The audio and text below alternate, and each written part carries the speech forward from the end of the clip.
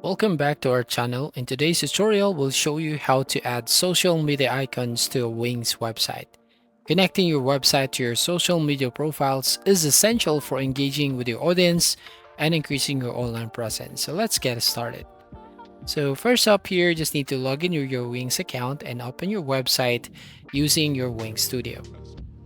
Now once you're on your website, you can now add social media icons. So to do that, first we will need to add a section for the social media buttons. So for example here, I'm going to click on the add section. I'm going to make it smaller. So this is just an example. And then we can add social media icons that just click on the add or plus icon at the top left. And then here go to ambient and social. And under social, you will find bars and buttons. So you can just select any of the social bars or the share buttons right here. Now in this case, I'm going to select a social bars like this one. So drag and drop. So select a set that fits your website style and drag it into your page like this. Now you can customize the social media icons to suit your needs. Click on the icons to select and click on set social links right there at the top. And here, as you can see, you can basically add or remove social media platforms. For example, you want to remove this LinkedIn account. And then here, you can add or enter the URLs to your social media profiles. For example, here, you can basically select and edit the link here. So you can also customize the design by changing the size, color, and alignment of the icons.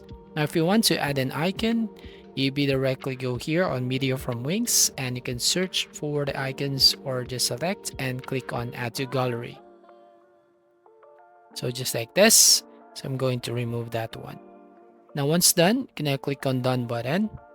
Now you just have to place these social media icons in a prominent location on your website.